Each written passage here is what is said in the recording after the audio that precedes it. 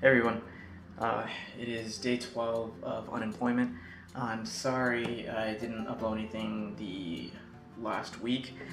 So what ended up happening after I had met with another recruiter on Friday, um, things continued on. The following Monday and Tuesday, I had meetings with recruiters in person that went pretty well. And then I had a really big interview on that following Wednesday on the 13th. And I was pretty excited about that. However, I haven't heard from the job. Even though I'm really hoping they get back to me because that's something that I would really like to take advantage of. The opportunity seemed amazing.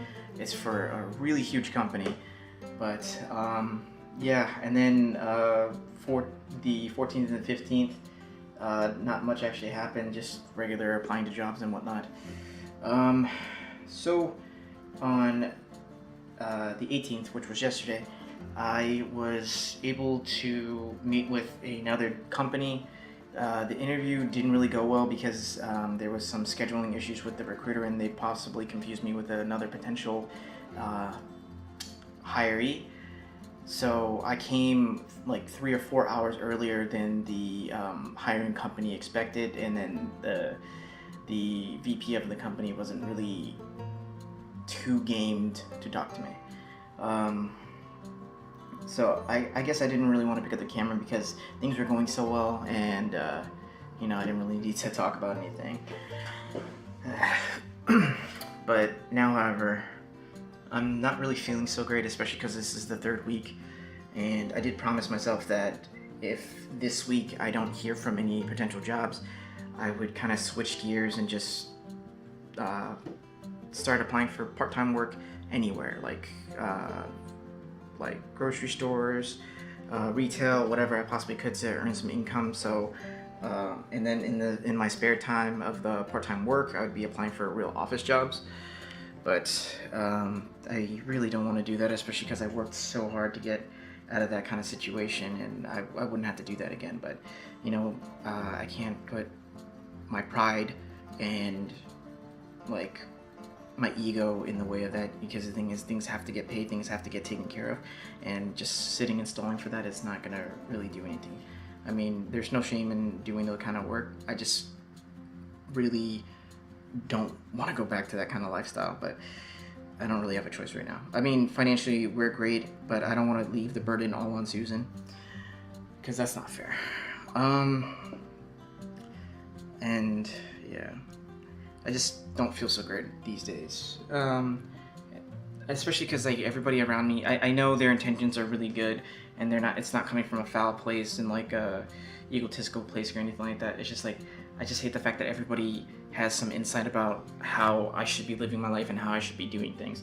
It's like, they're just trying to help. I know this, but it's still kind of like, thanks for telling me how I should live my life. I have no idea or clue what I'm doing, and I have no idea or clue like how I'm supposed to do these things. That's honestly not the case. It's really frustrating, especially because they just keep suggesting so many different things, and they don't really fully understand my situation, how things actually came to be, and they just kind of make assumptions and just like to believe they know so much more than I do. I mean, granted, I don't know everything, but it's not like they know everything either. Sorry, Ponyo's just a little bit frustrated too. Actually, she's been kind of like a emotional support animal, which has been really cool. Like they pets sense how you feel. But going back to the original tangent, I kind of just wish everybody would just let me figure it out for myself and let me do my own thing, because the thing is, I've been in way worse situations than this, and I made it out.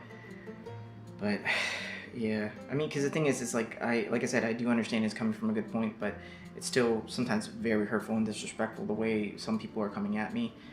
Or I mean, and it's family members, friends, and stuff like that. And like I said, they all have good intentions, but still, like, I don't know. It's just, I mean, I know people have it way harder than I do, and they are living in harder conditions than I am. It's just, I just feel, it's just, I don't know. All right. you know what? I'm gonna change things up. It's pretty hot outside. It's nice. I'm gonna take Ponyo out before it gets way too hot. So enjoy the footage that I'm about to put up. I don't even know what the hell I said, but yeah. Hopefully things pick up. I'll pick you guys up in a little bit, and I'll try to be a little bit more consistent with this. Bye.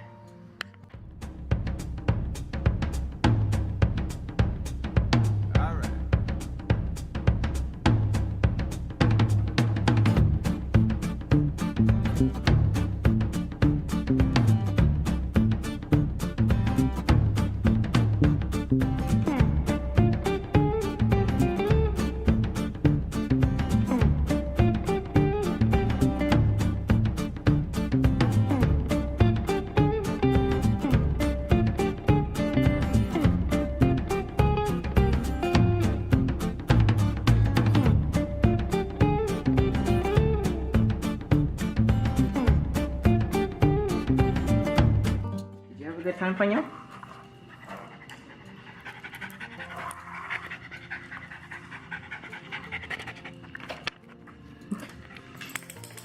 Alright, and with that, we return to our regularly scheduled program of applying for jobs and hoping I get one. So I don't know if you guys just heard that, but it is raining super hard right now. Oh wow, what happened to me? Ooh, I have a hard life. Kidding.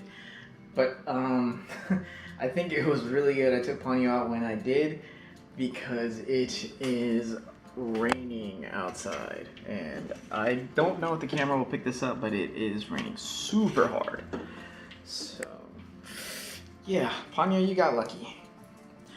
Oh, and really funny story. It would piss me off at the time. Well, actually, not really. I don't know what I'm saying. Okay, so short story was I was just on the phone with a recruiter, and I don't know, from the very beginning he suggested there was a position available in Baltimore, Maryland. I live in Arlington, and I know that commute is more than an hour. From my previous job, I was looking for an out because they were looking to relocate my department to Maryland, and I know that is a very far drive. So I explained this to him from the very beginning, and he reinstates that it's only going to be 30 to 40 minutes. It won't take me that long to get to work, and he suggests that I should take it due to my circumstances. And I re-emphasized to him that it is quite a far drive, but you know what? Maybe you're right. I shall go into this. We go into discussing my resume and everything else like that, and he wants, and like, after a 15-minute conversation, he decides to reconfirm, oh, so you are located in McLean, Virginia. And I said, no, that was where my previous employer was located. I am located in Arlington, Virginia. He's like, give me one moment while I calculate the distance between Baltimore, Maryland, and Arlington, Virginia. He comes back. He's like, wow, it is actually an hour and 20 minutes for you to travel from there, and that does not look viable. And I don't think the employee, I don't believe the company will want to hire you because of the distance. Dude, I told you that from the fucking beginning. I don't know, and also I've been noticing lately that I've been getting calls from other states. Like these, I think so. I'm starting to believe that a lot of these recruiting companies that have been calling me are outsourcing it. And that's not a problem, but I keep getting state calls from Florida, California, Georgia. I don't live in those states, so I'm a little bit hesitant to pick up those phone calls. And on top of that, a lot of these recruiters I'm getting from those out-of-state numbers will not listen to what I'm saying. I'm saying where I live, that's not gonna work, or just simple terms, and they just don't understand. And I definitely understand, because my parents' first language was not English, it was Cambodian. My first language was Cambodian. I was born here, but I learned to speak Cambodian before I learned to speak English. My cousins and families will debate because I am very terrible at Cambodian and I speak with an American accent apparently. But yes, I totally understand it. I don't have a problem with it. But the thing is, it's like, I don't think they're listening when I'm speaking. So, yeah.